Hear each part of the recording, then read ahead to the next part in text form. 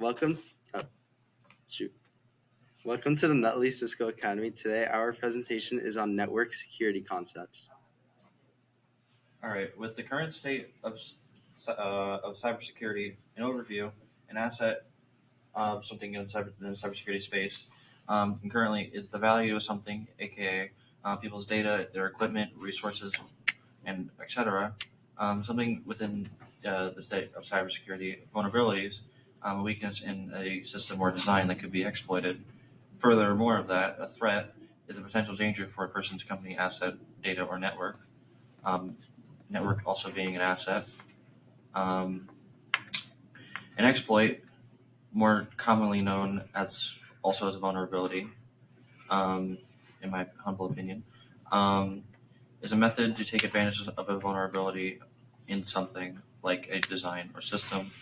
Um, Risk overall is a threat of an exploited vulnerability of an asset. Counteractions and mitigation measures is to reduce the likelihood of severe threats and risks. So now we're going to talk about the threat attacks, the hacker types that occur. So the first one we got is called white hat hackers, which these are ethical hackers who use programming skills for good ethical and legal purposes. White hat hackers may perform network contexturation tests and attempt to compromise network and systems by using their knowledge for computer security. Second one, we got gray hat hackers, which are individuals who commit crimes and do arguably unethical things, but for personal gain to cause damage. And third, we have black hat hackers who are unethical criminals who compromise computer and network security for personal gain or malicious reasons, such as attacking networks. And now we have the modern hacker terms, which, for instance, we have the script kiddies, which are teenagers or inexperienced hackers running existing scripts, tools, and exploits to cause harm, but typically not for profit and just for their own fun. Vulnerability broker, which are usually gray hat hackers who attempt to discover exploits and report them to vendors, some things for prizes or rewards sometimes. And we got three others, hackers, cyber animals, and state sponsors who are also very important, which they are also just for hackers and attackers, really. Next one is threat attacker tools. Ethical hacking involves many different types of tools used to test the network and keep its data secure. For example, they have eavesdrop hacking, which this is when a threat actor captures and listens to network traffic, and this attack is referred to as sniffing or snooping.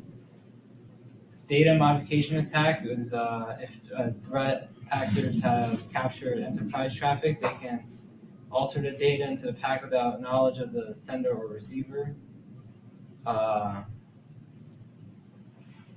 IP address spoofing, which is a threat actor constructs an IP packet that appears to originate from a valid address inside the corporate internet. We also have password-based attacks, which if a threat actor discovers a valid user ID, the threat actors have the same rights as the same real users, and they could validate any account to obtain lists of other users' network information, change the server network configuration, and modify, reroute, or delete any data.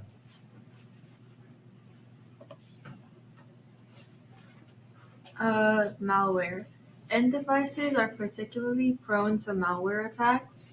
It's important to know about malware because threat actors rely on users to install malware to help exploit the security gaps. Viruses and Trojan horses. The first and most common type of computer malware is a virus. Viruses require human action to propagate and infect other computers. For example, a virus can infect a computer when a victim opens an email attachment, opens a file on a USB drive, or downloads a file. The virus hides by attaching itself to a computer code, software, or documents on a computer. When opened, the virus executes and infects the computer.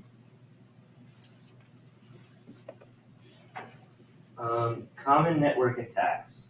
Threat actors use reconnaissance or recon attacks to do unauthorized discovery and mapping of systems, services, or vulnerabilities. These attacks precede access attacks or DOS attacks. Access attacks exploit known vulnerabilities in authentication services, FTP services, and web services.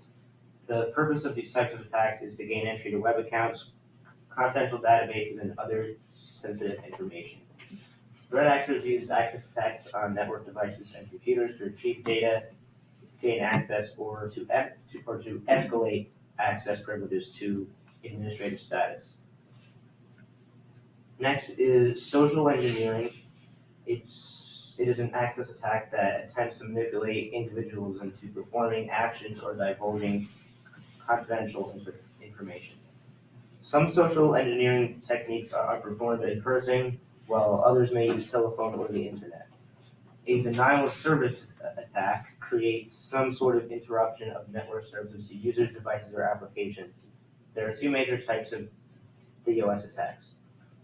One is overwhelming quantity of traffic, where the threat actor sends an enormous quantity of data at a rate that the network host or application cannot handle. This causes transmission and response times to slow down, and it can also crash the device or service. The next one is maliciously formatted packets, where the threat actor sends a maliciously formatted packet to a host or application, and the receiver is unable to handle it. This causes the receiving device to run very slowly or crash.